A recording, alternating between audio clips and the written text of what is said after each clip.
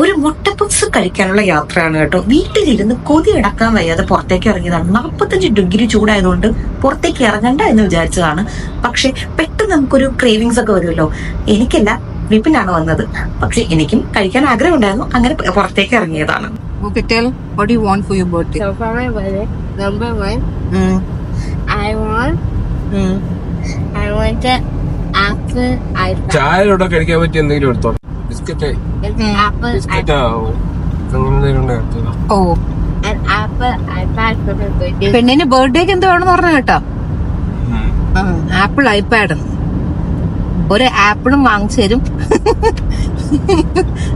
ഐപാഡിന് ഒരു ടോയ് മേടിച്ചു തരും. No, I'm being serious. I said you go number Apple Watch, no? Then she didn't ask. But Apple Apple Watch, I you cannot asked. take it to school, no? We can. Many people that are using Apple iPad, they're using the big also.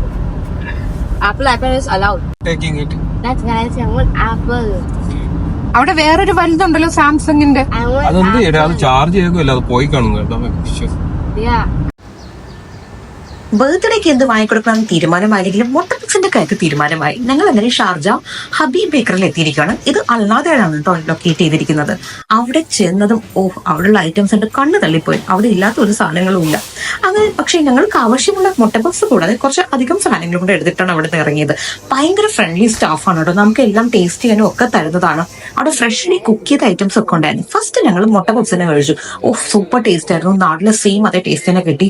പിന്നെ ഞങ്ങൾ വാങ്ങിയത് pastries ഉണ്ടായിരുന്നു, chocolate pastries. അതുകൂടാതെ നമ്മൾ masala cookies ഇല്ലേ നാട്ടിൽ കിട്ടുന്ന, അതുണ്ടായിരുന്നു. ഇത് കൂടാതെ പിന്നെ വാങ്ങിയതാണ് അവിടെ authentic cream puffs. Cream stuff ചെയ്ത് ഒരു തരം പഫ്സ് ആണോ ബണ്ണാണോ എന്ന് എനിക്കറിയില്ല. ഭയങ്കര ടേസ്റ്റ് ആണ് കേട്ടോ. അത് നിങ്ങൾ അവിടെ പോയി തന്നെ കഴിക്കണം. അതൊരു തന്നെ കുക്ക് ചെയ്യുന്ന ഫ്രഷ് ഐറ്റം തന്നെയാണ്. എപ്പോഴെങ്കിലും അതൊരു പാസ് ചെയ്യുകയാണെങ്കിൽ you just buy it. It's so yum and it's mouth melting.